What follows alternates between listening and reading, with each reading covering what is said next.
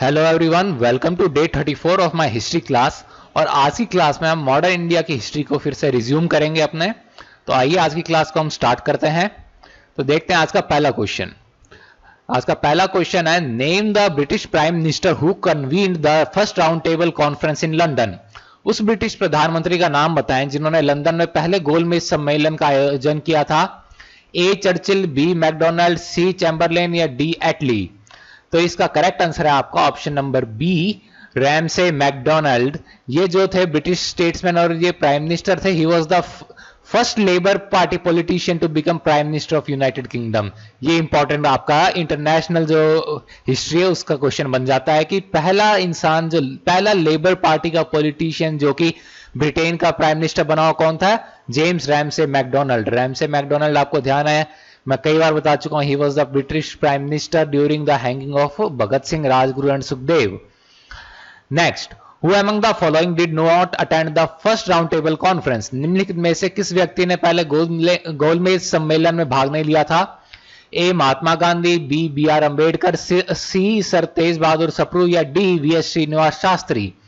तो इसका correct answer है आपका option number A, Mahatma Gandhi, क्योंकि गांधी जी ने सिर्फ एक ही राउंड टेबल कॉन्फ्रेंस में पार्ट लिया था, वो थे सेकंड राउंड टेबल कॉन्फ्रेंस। और आपको ध्यान है डॉक्टर बी आर अंबेडकर ने तीनों राउंड टेबल कॉन्फ्रेंस में पार्ट लिया था। तो इकलौता ऐसे इंसान जिन्होंने तीनों राउंड टेबल कॉन्फ्रेंस में पार्ट लिया था वो थे डॉक्टर बी आर अंबेडकर।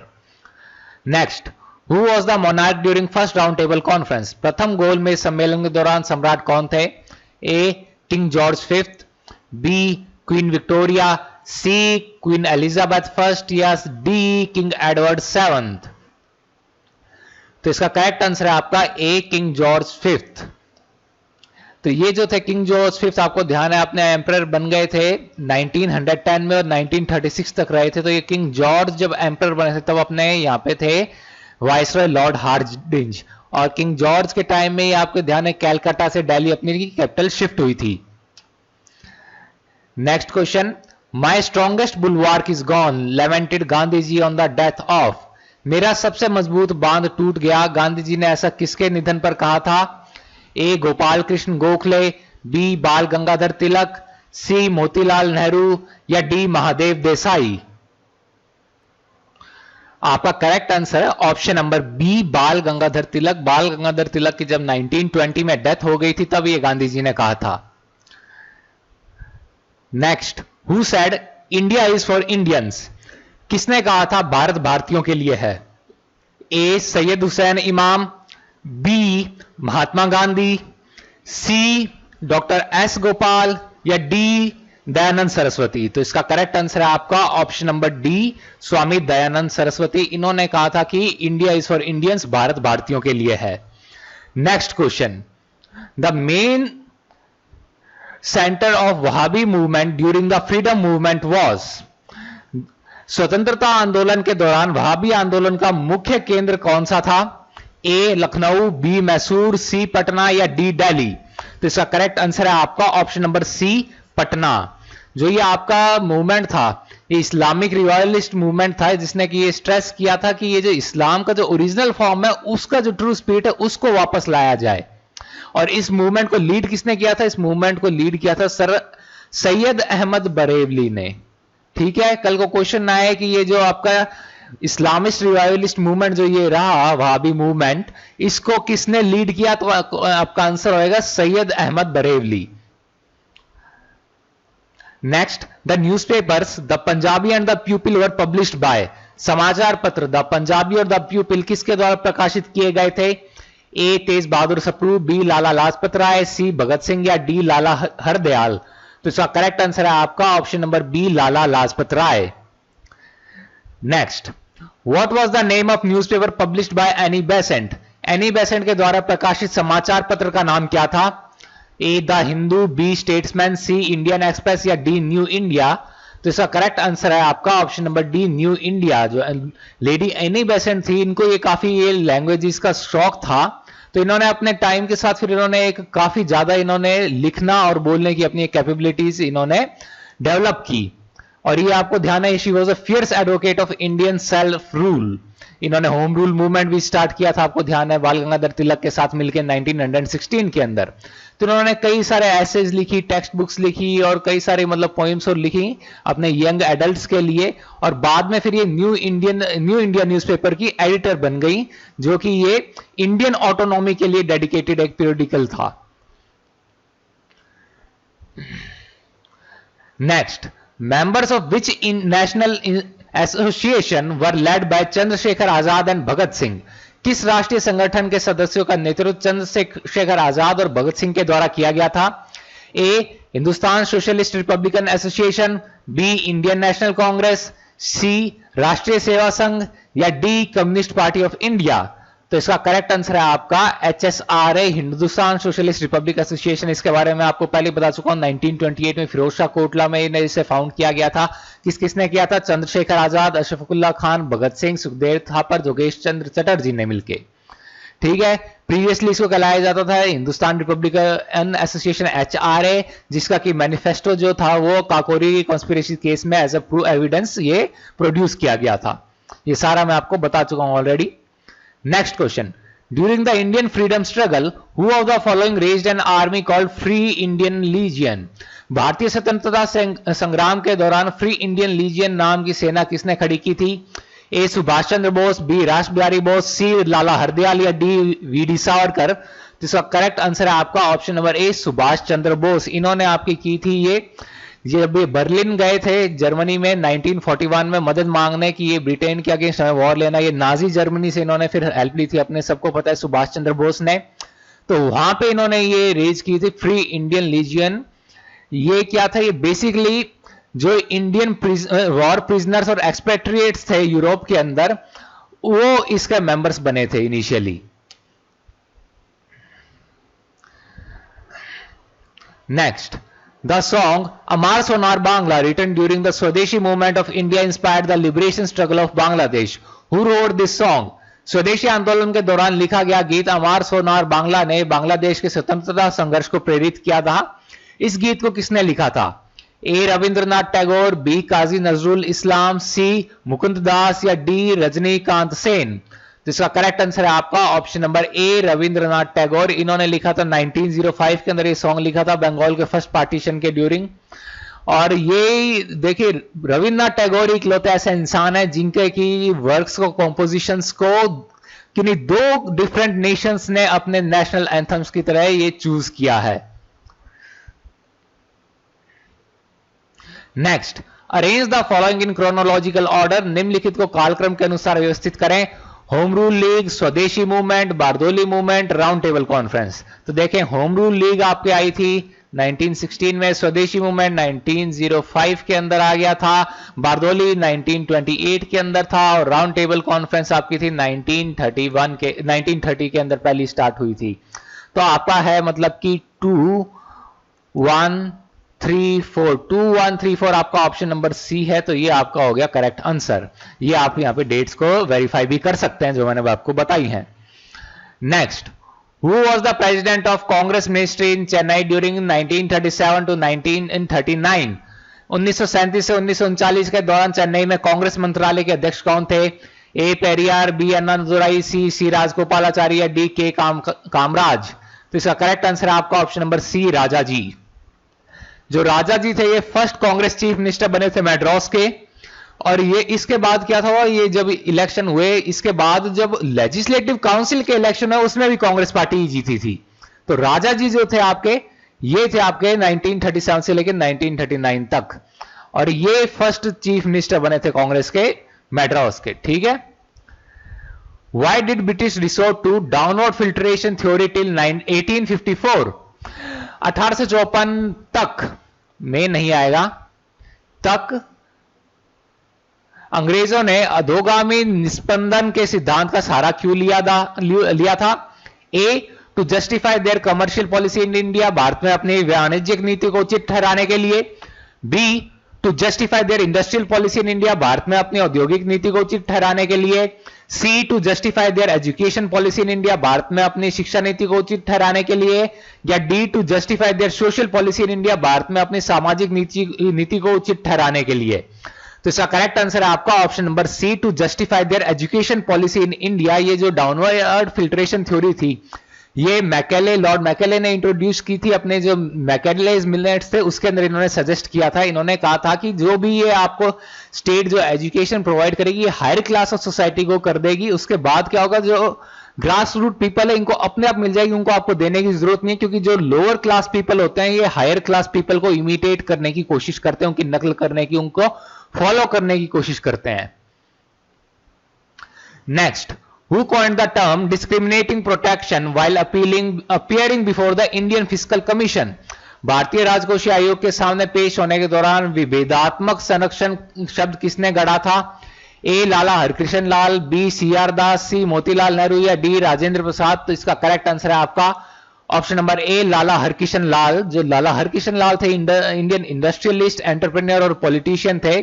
इन्होंने को फाउंड किया था पंजाब नेशनल बैंक और कई सारे फैक्ट्रीज और बैंक्स भी इन्होंने फाउंड किए थे, जैसे कि Punjab cotton press company, People's bank of India, Amritsar bank, Kanpur flour mills et cetera. ये प्री इंडिपेंडेंट इंडिया में इन्होंने फाउंड की थी और मेरे ख्याल से 1920 या 21 से लेकर 23 तक पंजाब के फाइनेंस मिनिस्टर भी रहे थे। Next, who of the following governor generals realized the importance of Rajput alliance and entered into treaties with a number of Rajput states? निम्नलिखित में से किस गवर्नर जनरल ने राजपूतों के संधि के महत्व को महसूस किया तथा कई राजपूत राज्यों के साथ संधि की? A Lord Hardinge, B Lord Hastings, C Lord Wellesley या डी लॉर्ड कॉर्नवालिस? तो इसका करेक्ट आंसर है आपका option number B Lord Hastings. Next, when did Mahatma Gandhi leave South Africa forever to return to India?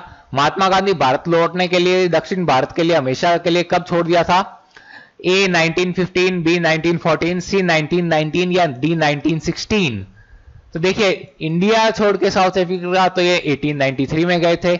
South Africa देखिए India में तो ये 1915 के अंदर आए थे, जनवरी 9 जनवरी 1915, लेकिन ये जुलाई 1914 में ही इन्होंने साउथ अफ्रीका छोड़ दिया था। तो आपका करेक्ट आंसर 1915 नहीं होएगा, आपका करेक्ट आंसर होएगा 1914।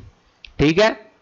Next, the writings of which of the following consolidated the cultural background of revolutionary terrorism in Bengal? निम्नलिखित में से किसके लेखन ने बंगाल में क्रांतिकारी उग्रवाद की सांस्कृतिक पृष्ठभूमि को समेकित किया था? ए काजी नजरुल इस्लाम, बी शरद चंद्र चटर्जी, सी रविंद्रनाथ टैगोर या डी बंकिम चंद्र चट्टोपाध्याय? तो शरद चंद्र चटर्जी ने तो आपको ध्यान है देवदास लिखी थी, रविंद्रनाथ टैगोर अपने ध्यान है ये कोई ऐसे उग्र जो बातों को ये कर नहीं सकते थे। आपका करेक्ट आंसर है बंकिम चंद्र चट्टोपाध्याय। इनकी आनंद मठ बुक थी, ये इस बारे में आपको रेबिलियन और के बारे में थी, सन्यासी रेबिलियन के बारे में आपको ध्यान है, तो इनकी राइटिंग्स ने इंस्पायर किया था। The most fearless and bold woman leader of the peasant movement who sacrificed her life to protect peasants' rights was? किसान आंदोलन की सबसे निर्भीक तथा साहसी महिला नेता कौन थी जिन्होंने किसानों के अधिकारों की सुरक्षा के लिए अपने प्राण कुर्बान कर दिए थे? ए प्रीति लता वाडेकर, बी स्नेहलता वाडेकर, सी वीरा गुणम्मा या डी अंबिका चक्रवर्ती? तो इसका करेक्ट आंसर है आपका ऑप्शन नंबर सी वीरा गुणम्मा। जो वीरा गुणम्मा थी ये आपके राजपुरम विलेज मदासा मंडल आंध्र प्रदेश के अंदर इनका जन्म हुआ था। इन्होंने जो एक मूवमेंट, फार्मर मूवमेंट लीड किया था अगेंस्ट जमींदारी सिस्टम। इसके अंदर क्या था, जमींदारों ने वहां पे जो फॉरेस्ट लैंड था उसके ऊपर कब्जा कर लिया था। तो ये इससे नाराज होकर किसानों ने क्या शुरू किया कि वहां पे पेड़ काटने शुरू कर दिए। उस सेंचुरी के जो प्रोटेक्टेड सेंचुरी थी जिसपे जमींदारों ने कब्जा कर लिया था, पेड़ काट काट के फिर ये कार्ट्स पे ले जाने लगे। तो जो पुलिस थी उन्होंने फिर वहां से इन्हें खदेड़ा, लेकिन इन लोगों ने फिर मतलब पुलिस ने फिर 42 लोगों को गिरफ्तार भी कर लिया और भी कर लिया, लेकिन जो वीरा गुणम्मा थी इन्होंने सरेंडर करने से मना कर दिया और पुलिस सुप्रिंटेंडेंट के सामने सरेंडर नहीं किया। उसके बाद जो पीजेंट्स और ये सब लोग थे इन्होंने विद्रोह शुरू कर दिया पुलिस के खिलाफ। तो पुलिस की फायरिंग फिर शुरू हुई, तो उसके अंदर इन्हें गंभीर चोटें आई। उसके बाद ये अप्रैल 11 या पता नहीं कौन से को she succumbed to her injuries, इनकी डेथ हो गई फिर बुलेट इंजरीज से। Next, Khilafat committee was founded by Ali brothers in? Khilafat समिति का गठन अली बंधुओं के द्वारा कब कहां पे किया गया था और कौन से वर्ष में? ए बॉम्बे इन 1919, बी मैड्रास इन 1920, सी कोलकाता इन 1919 या डी लखनऊ इन 1919? तो इसका करेक्ट आंसर है आपका ऑप्शन नंबर ए, बॉम्बे इन 1919। तो ये जो खिलाफत मूवमेंट था, ये इंडियन मुस्लिम मूवमेंट, आपको ध्यान है पैन इस्लामिक मूवमेंट, जिसने की ये कोशिश थी कि टर्की की जो ये कैलिफा है, कैलिफेट, उसको रिस्टोर किया जाए। तो इसके लिए मूवमेंट था, इसके बारे में आपको पहले भी बता चुका हूं। In order to find social acceptance in South Africa, Gandhiji suggested his family to dress like which community once they reached South Africa? दक्षिण अफ्रीका में सामाजिक स्वीकार्यता प्राप्त करने के उद्देश्य से गांधी जी ने अपने परिवार को दक्षिण अफ्रीका पहुंचने के बाद किस समुदाय की तरह वस्त्र पहनने की सलाह दी थी? ए ब्रिटिश, बी मुस्लिम, सी ज्यू या डी पारसी? तो इसका करेक्ट आंसर है आपका option number D, Parsi. Next, which one of the following rebellions began in 1816 and lasted till 1832? निम्नलिखित में से कौन सा विद्रोह 1816 में शुरू हुआ तथा 1832 तक चला? ए खासी अपराइजिंग, बी कच रेबिलियन, सी कोल अपराइजिंग या डी नाइकंदा विद्रोह अपराइजिंग? तो इसका करेक्ट आंसर है आपका ऑप्शन नंबर बी, कच रेबिलियन जो आपका है। ये कच रेबिलियन, ये वहां के लोकल चीफ ने ये लीड किया था। ये 1816 से लेके 1832 तक किसी ना किसी फॉर्म में ये चलता रहा था, और ये मेन ये स्टार्ट हो गया था, मतलब मेन इसका जो इवेंट देखने को मिला था जब लोग काफी गुस्सा गए थे, वो था 1819 में, जब ब्रिटिश ने राव भरमल जो वहां का किंग था उसको हटा के उसके इन्फेंट जो सन था उसको गद्दी पे बैठा दिया था। तो इसके बाद लोग काफी उग्र हो गए और ब्रिटिश को फिर आपके कॉम्प्रोमाइज की बात करनी पड़ी, शांति वार्ता की बात करनी पड़ी थी। Next, who established the Home Rule Society, popularly called India House, to promote the cause of Indian independence in London? London में भारतीय स्वतंत्रता संग्राम, स्वतंत्रता की मांग को बढ़ावा देने के लिए होम रूल सोसाइटी, जिसका लोकप्रिय नाम इंडिया हाउस था, की स्थापना किसने की थी? ए लाला हरदयाल, बी मदनलाल धिंगड़ा, सी श्यामजी कृष्ण वर्मा या डी वी.डी. सावरकर? तो इसका करेक्ट आंसर है आपका option number C, Shyamji Krishna Varma. ये बाकी तीन जो आप नाम देख रहे हैं ये इंडिया हाउस से किसी ना किसी तरीके से एसोसिएटेड कभी ना कभी रहे थे। मैडम भीकाजी कामा भी इससे एसोसिएटेड रही थी, इंडिया हाउस से। जो ये मदनलाल ढींगड़ा, आपको ध्यान है 1909 में विलियम हट कर्जन वाइली, एक ब्रिटिश ऑफिशियल के एसेसिनेशन कर दिया था। तो इस वजह से इंडिया हाउस फिर बंद भी कर देना पड़ गया था, क्योंकि पुलिस रेड्स और वहां पे पड़ने लग गई थी इस वजह से। तो मदनलाल ढींगड़ा के तो एक्ट की वजह से ये बंद हो गया था। ये स्टार्ट श्यामजी कृष्ण वर्मा ने स्टार्ट किया था 1905 के अंदर, ठीक है, नॉर्थ लंदन के अंदर ये था। इसका क्या था कि ये जो नेशनलिस्ट व्यूज थे इंडियन स्टूडेंट्स में, इसको प्रमोट करना, और जो वहां पे होनार जो इंडियन स्टूडेंट्स थे उनको स्कॉलरशिप प्रोवाइड करना, ये इसके एम्स थे। What is the correct sequence of the following events? निम्नलिखित घटनाओं का सही क्रम कौन सा है? बारदोली सत्याग्रह ये 1928 के अंदर था, राजकोट सत्याग्रह ये 1939 के अंदर था, ठीक है, चंपारण सत्याग्रह ये 1917 में था, और नागपुर सत्याग्रह 1923 में था, फ्लैग सत्याग्रह भी जिसको कह देते हैं अपने। तो ये आपका हो गया 3412 है आपका ऑप्शन नंबर सी। तो ये आपका करेक्ट आंसर हो गया। ये यहां पे आप डेट्स वेरीफाई भी कर सकते हैं। Next, after 1858 the power of financial supervision and control in India was given to. 1858 के बाद भारत में वित्तीय पर्यवेक्षण तथा नियंत्रण की शक्ति किसे दे दी गई थी? A British crown, B secretary of state, C finance minister या डी गवर्नर जनरल? तो इसका करेक्ट आंसर है आपका ये राज्य सचिव, सेक्रेटरी ऑफ स्टेट। आपको ध्यान है ये सेक्रेटरी ऑफ स्टेट ने फिर ये जो काम संभाला था, जो कि ये जो ईस्ट इंडिया कंपनी का बोर्ड संभालता था। Secretary of state was guided by a council.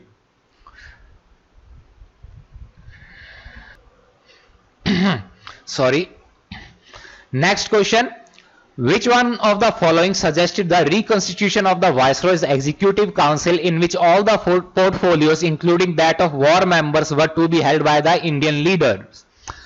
निम्नलिखित में से किसने वायसरॉय की कार्यकारी परिषद के पुनर्गठन की सलाह दी थी, जिसमें युद्ध सदस्यों सहित सभी विभाग भारतीय नेताओं को सौंपे जाने थे? A Shimla Conference, B Cabinet Mission, C Simon Commission या डी क्रिप्स प्रपोजल? तो ये आपका है option number A Shimla Conference 1949, Lord Wavell ने ये किया था। इसके अंदर क्या था, ये 14 जून 1945 के अंदर मैंने 49 तो नहीं बोल दिया था पहले, गलती से 45 था। तो 45 में लॉर्ड वेवल ने ये अनाउंस किया प्लान की, जिसके अंदर एग्जीक्यूटिव काउंसिल के अंदर सभी मेंबर्स एक्सेप्ट वाइसरॉय और जो कमांडर इन चीफ है ये सारे इंडियंस हो जाएंगे इन दोनों के अलावा, और सारे पोर्टफोलियोज एक्सेप्ट डिफेंस ये इंडियन मेंबर्स ही होल्ड करेंगे। Next, which one of the following pairs is not correctly matched? निम्नलिखित में से कौन सा युग्म सुमेलित नहीं है? लॉर्ड कॉर्नवालिस सब्सिडरी अलायंस या सब्सिडरी सिस्टम, हॉल्ट मैकेंजी हेलवारी settlement in North India, Lord Ripon local self government, या थॉमस मुंडो रियोतवाड़ी सिस्टम। ये लोकल का हाइफन यहां पे आएगा, तो ये मैं सोचू ये लॉर्ड रिपन लोकल क्या नाम हो गया। तो इसका करेक्ट आंसर है आपका option number A, Lord Cornwallis subsidiary system, क्योंकि सब्सिडरी सिस्टम लॉर्ड वेलेस्ली ने इंट्रोड्यूस किया था 1798 के अंदर। Next, which of the following acts gave representation to Indians for the first time in legislatures? निम्नलिखित में से किस अधिनियम ने भारतीयों को पहली बार विधानमंडल में प्रतिनिधित्व दिया था? A, Indian Councils Act 1909, B, the Government of India Act 1935, C, Indian Councils Act 1919, या D, none of the above. तो इसका करेक्ट आंसर है आपका option number A, Indian Councils Act 1909, जिसको कि अपने क्या कहते हैं, मॉर्ले मिंटो रिफॉर्म्स, और ये मॉन्टेगो चेल्मस्फोर्ड रिफॉर्म्स है आपका 1919। Next, the Parliament of Religions was held in Chicago in the year. Chicago में धर्म संसद का आयोजन किस वर्ष किया गया था?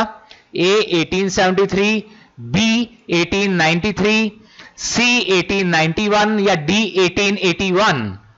तो इसका करेक्ट आंसर है आपका option number B, 1893।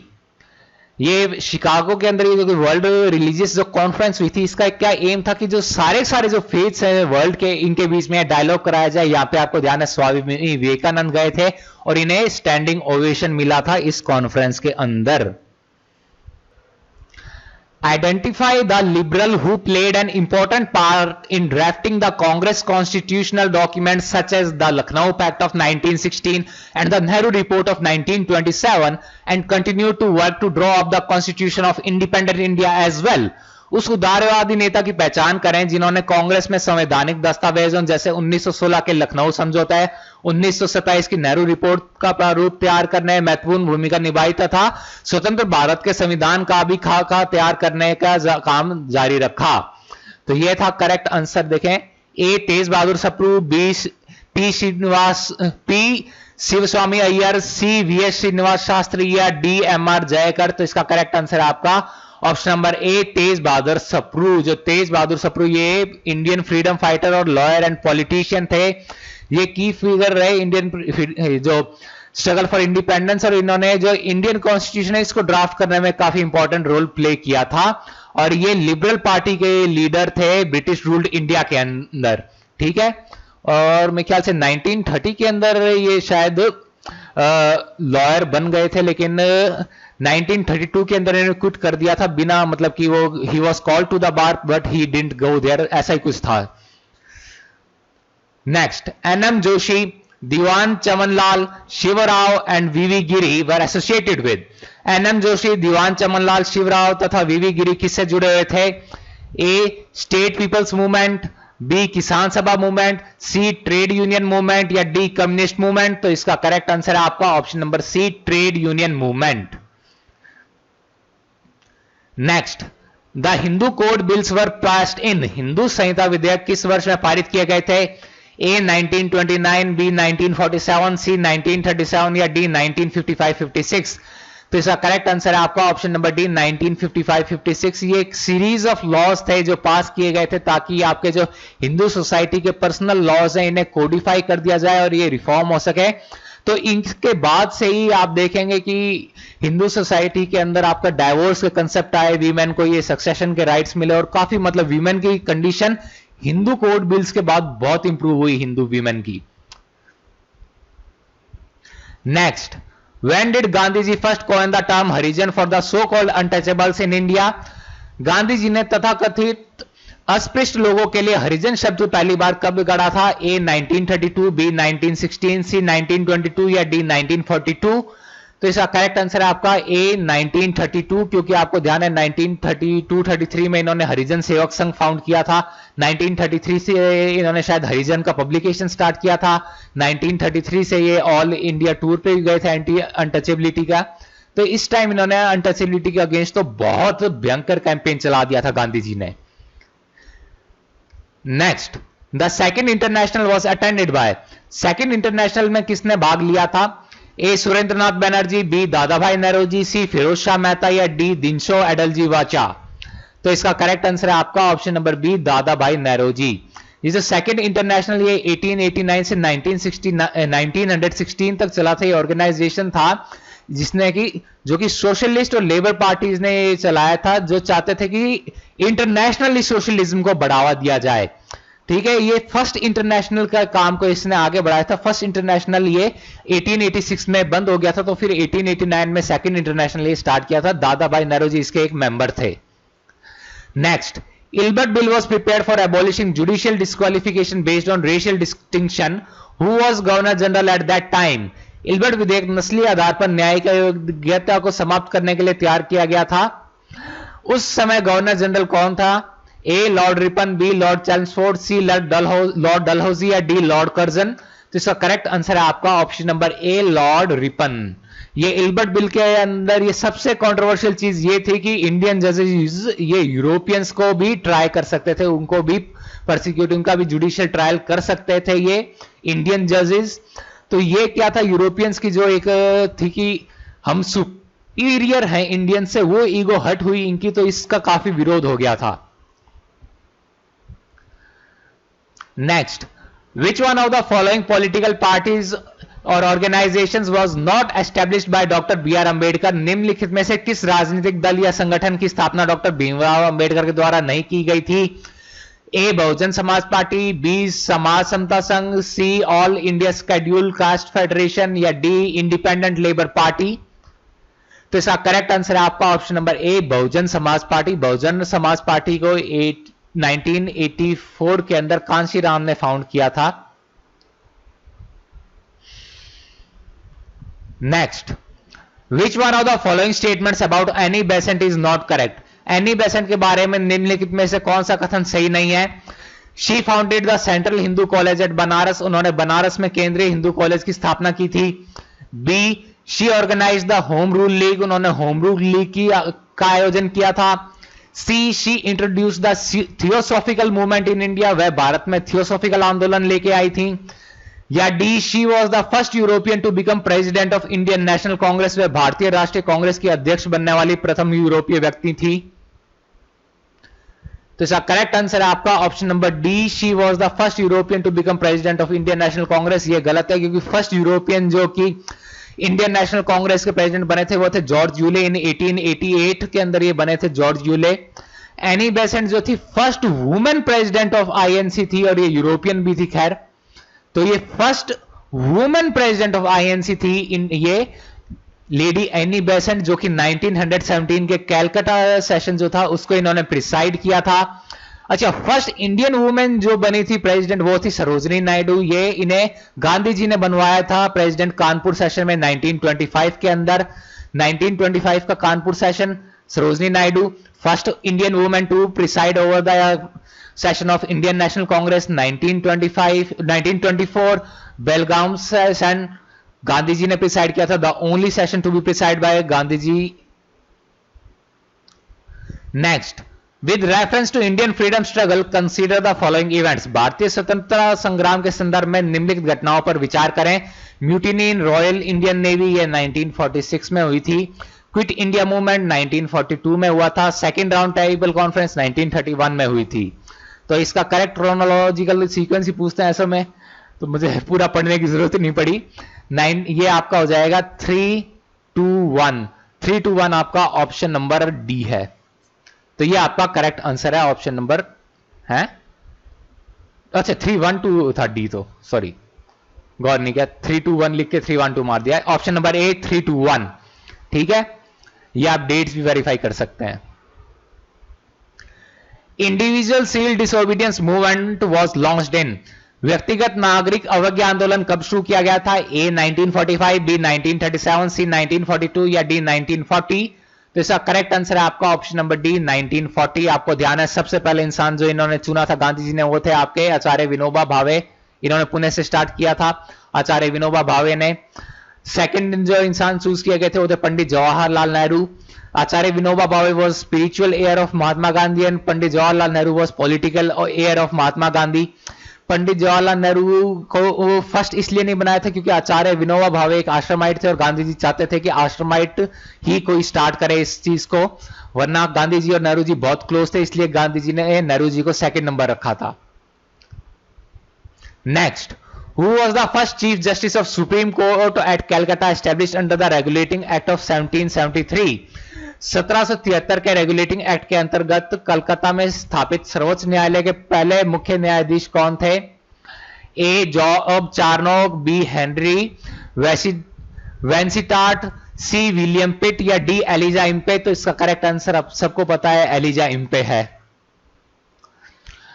Next, which one among the following was not a demand of the प्रार्थना समाज? प्रार्थना समाज की मांग निम्नलिखित में से कौन सी नहीं थी? ए वीमेन एजुकेशन, महिला शिक्षा, B raising the age of marriage for boys and girl, लड़कों तथा लड़कियों के विवाह की उम्र में वृद्धि, सी एबोलिशन ऑफ अनटचेबिलिटी, अस्पृश्यता का उन्मूलन, या डी विडो मैरिज, विधवा पुनर्विवाह? तो इसका करेक्ट आंसर है आपका option number C, abolition of untouchability. ये कास्ट सिस्टम को ये डिसअप्रूव करते थे, लेकिन अनटचेबिलिटी के लिए स्पेसिफिकली इन्होंने कुछ नहीं बोला था। इनकी जो 4 पॉइंट जो सोशल प्रोपेगेंडा था, एजेंडा था, वो था ये डिसअप्रूवल ऑफ कास्ट सिस्टम, ठीक है, वीमेन एजुकेशन, विडो रीमैरिज और ये जो raising the age of marriage for both males and females. Next, the Royal India Navy mutiny began in which of the following ships? शाही भारतीय नौसेना विद्रोह निम्नलिखित में से किस जहाज पर शुरू हुआ? ए HMIS तलवार, बी HMIS मोन्जे, सी HMIS हिमालय या डी HMIS बहादुर? तो इसका करेक्ट आंसर है आपका हिज मैजेस्टीज इंडियन शिप तलवार, HMIS, his Majesty's Indian ship. अच्छा, ये रॉयल इंडियन नेवी थी इसलिए HMIS, वरना अगर ब्रिटिश नेवी होती तो HMS होता हिज मैजेस्टीज शिप, ठीक है, ये डिफरेंस आप ध्यान रखिएगा। HMIS his Majesty's Indian ship, ये आई आ जाता ना इंडियन, तो ये रॉयल इंडियन नेवी का था, वरना ब्रिटिश नेवी का HMS होता, ठीक है, हिज मैजेस्टीज शिप। तो ये HMS तलवार से ये स्टार्ट हुई थी रॉयल इंडियन नेवी, जो इसको कि अपने कहते हैं रॉयल इंडियन नेवी म्यूटिनी कह देते हैं या बॉम्बे म्यूटिनी कह देते हैं, बॉम्बे से स्टार्ट हुआ था। इसके अंदर क्या था, जो भी ये सारे जो थे अपने नेवी के ऑनबोर्ड शिप पे जो आपके इंडियन सेलर्स और थे, इन्होंने स्ट्राइक कर दी थी सारा और विद्रोह स्टार्ट कर दिया था 1946 के अंदर, फरवरी 1946 में। लेकिन ये जो म्यूटिनी हुई थी इसको किसी ने भी सपोर्ट नहीं किया सिवाय कम्युनिस्ट के, ठीक है। मुस्लिम लीग और इंडियन नेशनल कांग्रेस दोनों ने इसको कंडेम किया, यहां तक कि सरदार वल्लभ भाई पटेल ने यह तक कहा था कि जिन्होंने म्यूटिनी की है उन्हें अब सरेंडर कर देना चाहिए। उन्होंने उनको समझाने की कोशिश की आप इसे कि आप सरेंडर कीजिए, आपने म्यूटिनी गलत की है। Next, when the Indian Muslim League was inducted into the interim government in 1946, Liaquat Ali Khan was assigned the portfolio of? 1946 में जब भारतीय मुस्लिम लीग को अंतरिम सरकार में शामिल किया गया था तो लियाकत अली खान को कौन सा मंत्रालय दिया गया था? A home, B defence, C finance या डी फॉरेन अफेयर्स? तो ये मैंने आपको कई बार बताया, ये फाइनेंस मिनिस्टर लियाकत को मिल गई थी, who later on became the first prime minister of Pakistan. He was also assassinated बाद में, बट वो छोड़िए, लेकिन ये फाइनेंस मिनिस्टर लियाकत बना था। लियाकत ने फिर क्या प्रॉब्लम क्रिएट की थी कि एक एक पैसे के लिए मतलब कि परेशान कर लिया था, जिस वजह से सरदार पटेल और ये पंडित जवाहरलाल नेहरू बहुत परेशान हुए थे और इन दोनों को समझ में आ गई थी कि मुस्लिम लीग के साथ आप मतलब कि इंडिपेंडेंस के बाद आप एग्जिस्ट कर ही नहीं सकते हैं। ये लियाकत अली खान ने इतना परेशान कर लिया था। Who was the Viceroy of India when the Rowlatt Act was passed? जब रॉलेट एक्ट पारित हुआ था तब भारत का वायसरॉय कौन था? A Lord Chelmsford, B Lord Reading, C Lord Wavell या डी लॉर्ड इरविन? तो इसका करेक्ट आंसर है आपका option number A, Lord Chelmsford. Sorry. Next, which one of the following organisation organized the first all India agitations in 1877 to 1878 on the issue of civil services? निम्नलिखित में से किसने 1878 में लोक सेवाओं के मुद्दे पर प्रथम अखिल भारतीय विद्रोह का आयोजन किया था? A Indian association, B Mumbai presidency association, C Chennai Mahajan Sabha या डी पूना सार्वजनिक सभा? तो इसका करेक्ट आंसर आपका option number A Indian association. जो ये इंडियन एसोसिएशन, ये क्या हुआ था कि 1877 के अंदर 21 से रिड्यूस करके ये एज लिमिट 19 इयर्स कर दी गई थी कैंडिडेट्स की इंडियन सिविल सर्विस एग्जामिनेशन के लिए। तो इससे इंडियन एसोसिएशन को एक एक्सीलेंट अपॉर्चुनिटी मिली कि ये ऑल इंडिया मूवमेंट ये बन जाए। तो फिर ये सुरेंद्र नाथ बनर्जी की लीडरशिप के अंडर इन्होंने ये स्ट्रांगली प्रोटेस्ट किया इस अनजस्ट डिसीजन को। किसकी लीडरशिप, ये आपको याद रखना है, Surendra Nath Banerjee. Next, before quit India movement the British government made a plan to imprison Mahatma Gandhi and other Congress leaders. The plan was known as.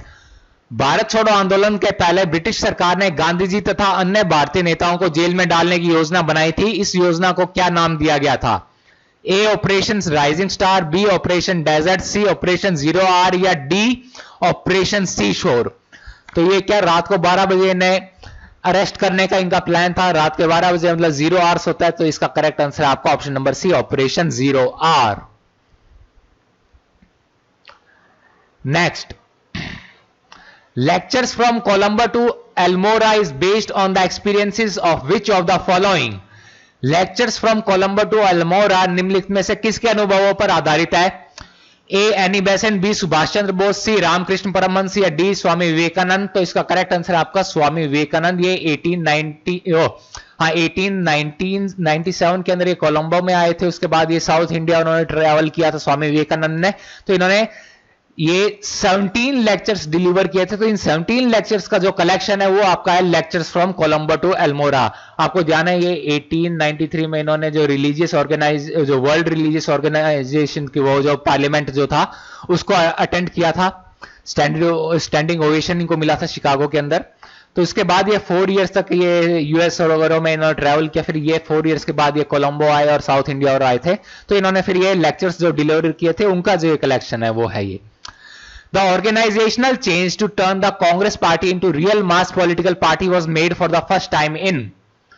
Congress party को एक वास्तविक जन राजनीतिक दल में बदलने के संगठनात्मक परिवर्तन पहली बार कब किया गया था?